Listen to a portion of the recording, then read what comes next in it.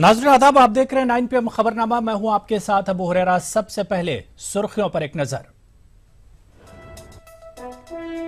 DRT ने विजय माल्या को दिया झटका, 515 करोड़ रुपए निकालने पर लगाई रोक।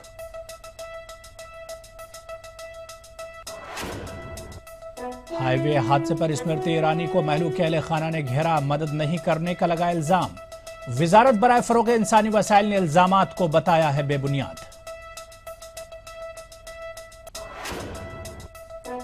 कांग्रेस के नायब सदर राहुल गांधी ने मोदी हुकूमत को बनाया तनकीद का निशाना, कहा मुझ पर हमला करने से अवाम का नहीं होगा भला।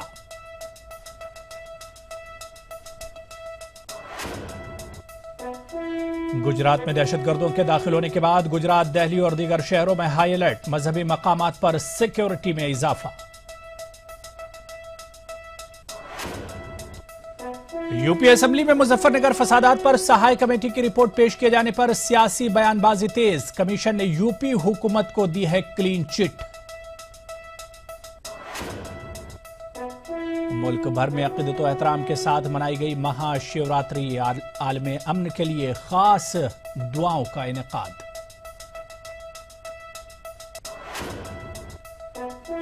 और हरियाणा हाई कोर्ट के सिटिंग जज एन.के. सांघी का इंतकाल, आंध्र प्रदेश के तिरुपति मंदिर जाते वक्त रास्ते में हुआ इंतकाल।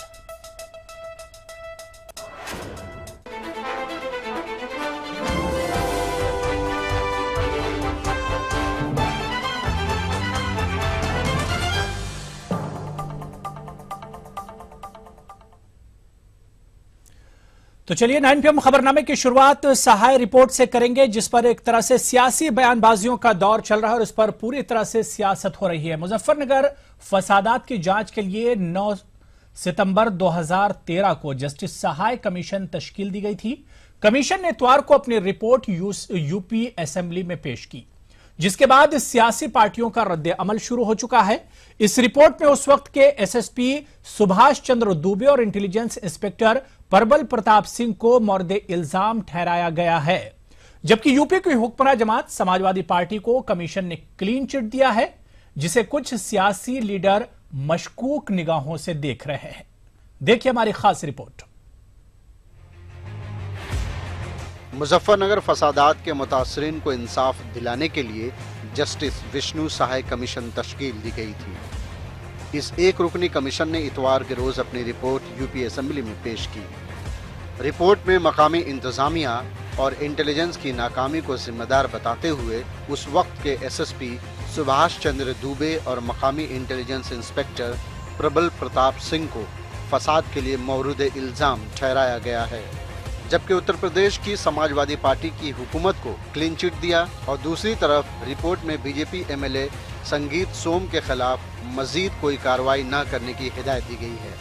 वाज़ेह हो कि संगीत सोम पर एक ऐसा फर्जी वीडियो सोशल मीडिया में अपलोड करने का इल्ज़ाम है, जिसके बाद माहौल खराब हो गया था। फिलहाल संगीत सोम जमानत पर बाहर हैं। रिपोर्ट में ये भी कहा गया है कि 30 अगस्त 2013 में महापंचायत के ताल्लुक से सियासतदान कादिर राना, नूर सलीम राना, राशिद सिद्दीकी, एहसान कुरैशी और दिगर के खिलाफ मुकदमे दर्ज हैं और इनके खिलाफ भी कार्रवाई नहीं की जा सकती है। रिपोर्ट में मजीद कहा गया है कि फसाद के लिए बराह रास्त इश्तियाल अंगेज तकारीर को जिम्मेदार नहीं ठहराया जा सकता, लेकिन तारीख के औराक पलट कर देखें तो उस वक्त के महापंचायत के ताल्लुक से जो इश्तियाल अंगेज बयानात दिए गए थे, फसाद के वजूहात में से एक माना जाता है। रिपोर्ट में एक बात तो बिल्कुल साफ है कि अगस्त 2013 में लगातार कई ऐसे वाक़यात रोनुमा हुए, जिसकी वजह से मुजफ्फरनगर में फिरकावाराना माहौल पैदा हुआ। समाजवादी के तर्जुमान गौरव भाटिया खुले तौर पर फसाद भड़काने के लिए बीजेपी को जिम्मेदार मानते हैं। और जो बात समाजवादी पार्टी पहले भी कहती आई कि भाजपा के एमएलए जो कि कानून के दायरे में रह के और संविधान की शपथ लेके बने हैं, वो ही कानून तोड़ रहे थे। संगीत सोम का नाम भी इस रिपोर्ट में आया है और उनका रोल जो है वो पूरी तरह से असंवैधानिक है। तो आज जवाब भाजपा को देना है कि क्यों उनके एमएलए और एमपी जो है स्वतंत्र रूप से पूरे प्रदेश में दंगा करवाते हैं और भड़काते हैं। वहीं दूसरी तरफ बीजेपी एमएलए संगीत सोम ने, जो मुजफ्फरनगर फसाद के मुल्जिम हैं, अपनी सफाई देते हुए इल्जाम लगाया है कि इस फसाद के पीछे समाजवादी पार्टी का हाथ है। ये दुर्भाग्यपूर्ण विषय है। देखिए, इस मुजफ्फरनगर में मैं शुरू से कहता आ रहा हूं, सरकार और सरकार में बैठे हुए कैबिनेट मिनिस्टर आजम खान, इनका दंगा कराया हुआ है और ये प्री प्लान दंगा है। कोई ऐसा दंगा नहीं है कि कोई हवा में दंगा हो गया। इन लोगों ने प्री प्लान दंगा कराया, ये प्लान करके दंगा कराया राजनीतिक लाभ लेने के लिए। इन्होंने दंगा कराया। अब कमेटी बनाई, कमेटी ने, अच्छी बात है, कमेटी ने कहा है कि भारतीय जनता पार्टी के तो किसी नेता का कोई मतलब नहीं है। और खासतौर से आपने देखा होगा, नाम लिख के अलग मैंने रिपोर्ट पढ़ी है कि संगीत सोम का इससे कोई लेना देना नहीं है। तो ये तो दुर्भाग्यपूर्ण विषय है कि अब सरकार कार्रवाई नहीं कर रही। करे आजम खान पे कार्रवाई करे, सरकार में बैठे लोगों पे कार्रवाई करे।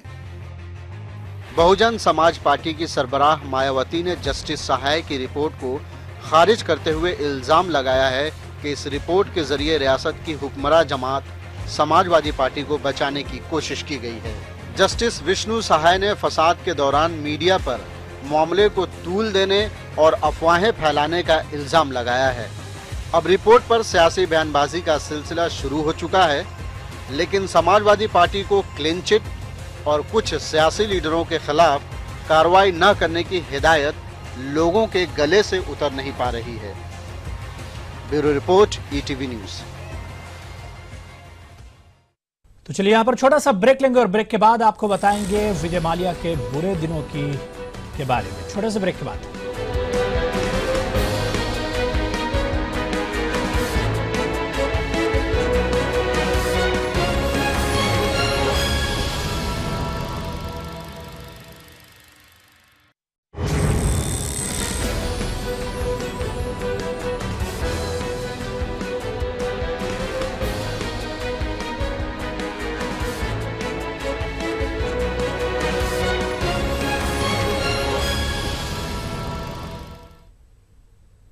चलिए ब्रेक के बाद आगे बढ़ेंगे। खबर विजय माल्या से जुड़ी है। हम आपको बता दें कि एक वक्त में शाहाना जिंदगी गुजारने वाले विजय माल्या के लिए पीर का दिन खराब साबित हुआ। डीआरटी ने यूबी ग्रुप के प्रमोटर विजय माल्या के खिलाफ फैसला सुनाते हुए उन्हें 515 करोड़ रुपए निकालने पर रोक लगा दी। बता दें कि विजय माल्या ने यूनाइटेड स्पिरिट्स के चेयरमैन के ओहदे से हटने के लिए डीआरजीओ के साथ गुज़िश्ता दिनों समझौता किया था। इसके तहत उन्हें 7.5 करोड़ डॉलर की रकम हासिल होना है और एसबीआई चाहता है कि इस रकम पर कर्जदारों के पहले हक को यकीनी बनाया जाए।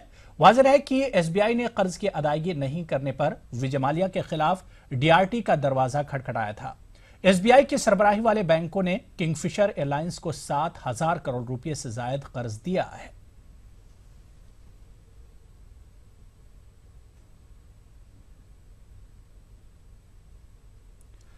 जेडीयू सरबराह अरशद यादव के मुताबिक विजय माल्या को जेल भेजकर एक मिसाल कायम की जानी चाहिए। नहीं है, बिल्कुल वाजिब मार है और डीआरडी ने और आपके ईडी ने, और ये पैसा जो जब्त किया है बिल्कुल मैं इसका स्वागत करता हूं और इस आदमी को जेल पहुंचाना चाहिए। ये यही नहीं छूटना चाहिए, इसको जेल में रख करके आगे आने वाले लोगों को ये एक तरह का एग्जाम्पल बन जाए। तो दूसरी जानब विजय माल्या पर लगाम कसे जाने के बाद अब यूबी ग्रुप के मुलाजमीन में तनख्वाह मिलने की उम्मीद जागी है। Lost money in terms of the unpaid salaries to me and another thousands of people who worked and gave our heart and blood for Kingfisher Airlines. At least see a ray of hope that a statutory body like DRT has given this in favor of the borrowers as well as the employees of Kingfisher Airlines. आगे बढ़ेंगे। Yamuna expressway पर हुए हादसे में bike सवार की मौत के मामले में वजारत फरोग इंसानी वसाइल ने सफाई देते हुए कहा है कि जिस गाड़ी से टकरा कर हलाकत हुई है वो स्मृति ईरानी के काफिले की नहीं थी। साथ ही वजारत ने स्मृति ईरानी के जाए हादसे पर मदद नहीं करने के इल्जाम को भी मुस्तरद किया है। वजारत के मुताबिक स्मृति ने फौरन मथुरा के एसएसपी को फोन किया था और फौरी एम्बुलेंस मंगवाई थी।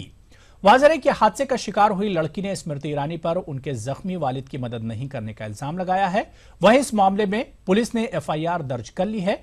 एफआईआर में टक्कर देने वाली गाड़ी स्मृति के काफिले से बताई गई है। हालांकि मामले की जांच कर रही यूपी पुलिस टक्कर देने वाली गाड़ी स्मृति के काफिले से होने की बात से इनकार कर रही है। कल हम एक शादी में जा रहे थे और नोएडा एक्सप्रेसवे पे, जिसपे हमारी बाइक बहुत ही कम स्पीड पे चल रही थी, लेकिन पीछे से किसी गाड़ी वाले ने टक्कर मारी जो कि एक इंडस्ट्री की स्मृति ईरानी की ही गाड़ी थी। और मैंने वहाँ पे वो हमारी गाड़ी स्लिप हो गई तो मैंने वहाँ पे उनसे मदद भी मांगी थी, लेकिन उन्होंने मदद के लिए साफ मना कर दिया। उन्होंने बोला कि मदद तुम्हें बाद भी मिल सकती है। काफ़ी सारी गाड़ियाँ आके टकराई थी, लेकिन ऐसा कुछ भी नहीं है कि स्मृति ईरानी खुद को कोई प्रॉब्लम हुई हो। अगर वो चाहती तो वो हमारी हेल्प कर सकती थी और हेल्प करती तो आज हमारे पापा हमारे बीच। चलिए आगे बढ़ेंगे और अब बात मुल्क में हाई अलर्ट की करेंगे। 10 दहशतगर्दों के मुल्क में दाखिल होने के बाद दिल्ली समेत कई शहरों में अलर्ट जारी कर दिया गया है। इसी सिलसिले में आज वजीर दाखिला राजनाथ सिंह ने एक अहम मीटिंग बुलाई, जिसमें रॉ और आईबी चीफ के अलावा आला ओहदेदारों ने शिरकत की।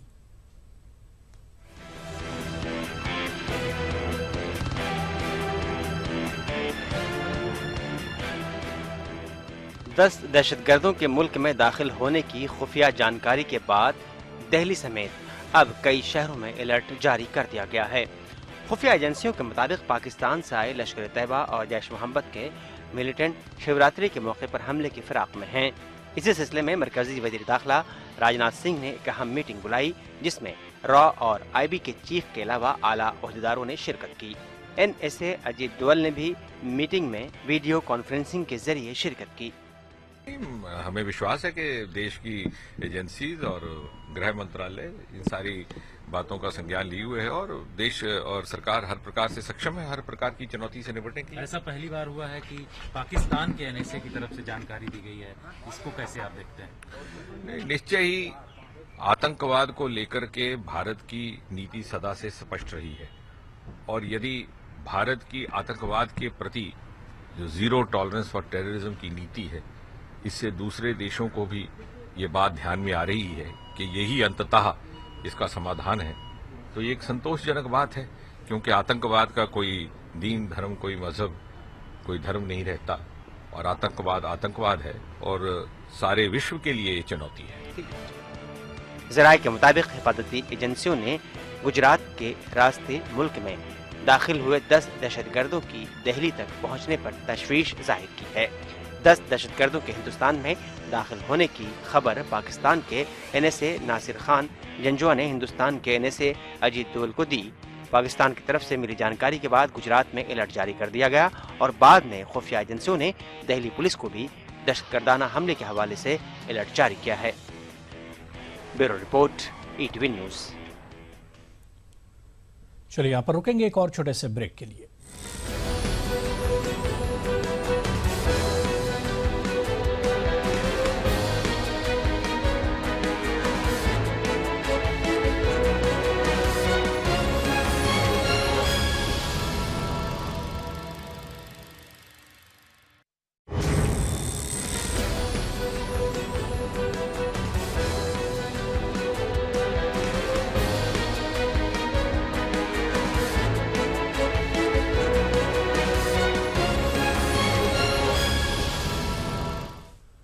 गुड़गांव में ग्लोबल इन्वेस्टर समिट का आगाज हो चुका है। मुल्क और बैरून ममालिक के सरमायाकार इस समिट में हिस्सा ले रहे हैं। वजीर खजाना अरुण जेटली ने इस समिट का इफ्तिताह किया और हरियाणा को सरमायाकारी के लिए बेहतरीन रियासत करार दिया।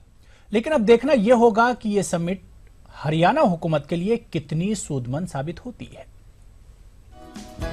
ये तस्वीरें गुड़गांव के होटल लीला में चल रहे हैपनिंग हरियाणा समिट की हैं। हरियाणा में इस तरीके का ये पहला एहतमाम है जिसमें सरकार सनतकारों को हरियाणा में सरमायाकारी करने के लिए तहरीक दे रही है। 2 दिन तक चलने वाली इस समिट का आगाज मरकजी वजीर खजाना अरुण जेटली ने किया।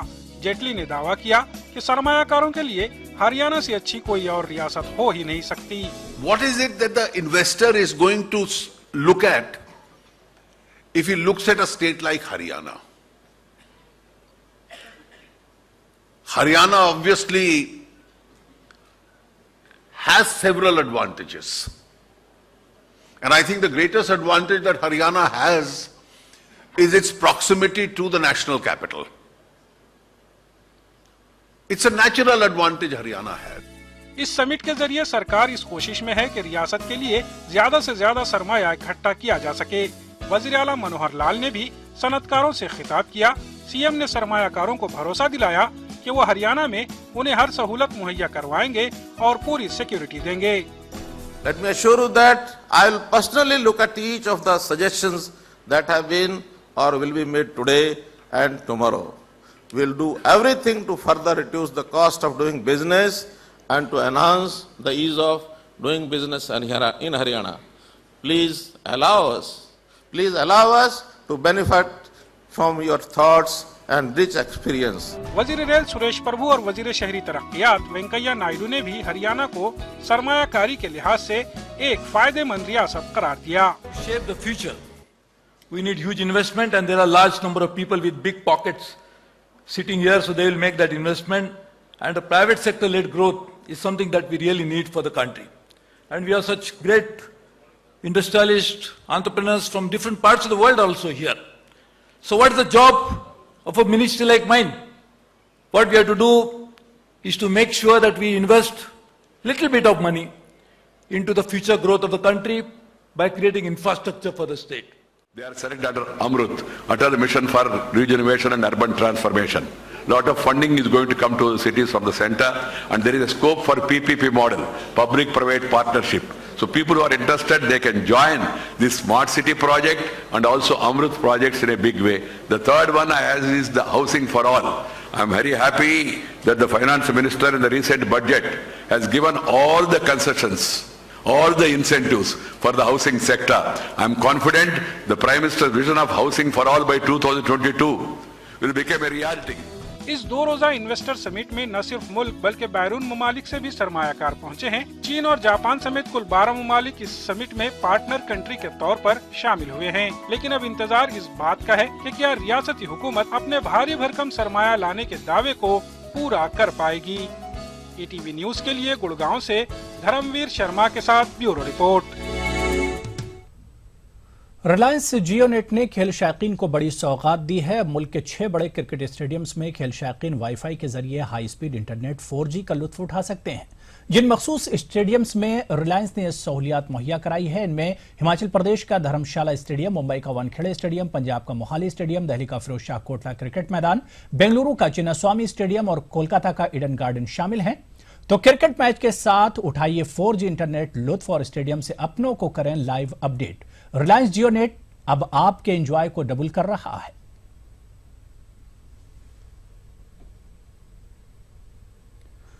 बात महाशिवरात्रि के पूरे मुल्क में महाशिवरात्रि की धूम है। देश के तमाम मंदिरों में अकीदतमंद अपने अपने अंदाज में भोलेनाथ को मनाने में लगे हुए हैं। इस मौके पर मुंबई के बाबुलनाथ मंदिर में पहुंचकर SBI चेयरपर्सन अरुंधति भट्टाचार्य ने भगवान भोलेनाथ की पूजा अर्चना की। उन्होंने कहा कि CSR के तहत वो चाहती हैं कि बाबुलनाथ मंदिर में अकीदतमंद शिवलिंग पर जो दूध का चढ़ावा चढ़ाते हैं, इसका काफी हिस्सा नुकसान बर्बाद हो जाता है। वो चाहती हैं कि जरूरतमंदों तक ये दूध पहुंचे, लिहाजा मंदिर ट्रस्ट के साथ उनकी बातचीत हो रही है। यहाँ पे इतना दूध जो लोग डालते हैं, इसको कैसे हम लोग जिनको जरूरत है उनके तक पहुँचाए, थोड़ा सा भगवान को दे, बाकी जिनकी जरूरत है उनको दे। कैसे हम लोग ये सब चीज ऐसे कर सकते हैं कि सोसाइटी के लिए भी अच्छा हो।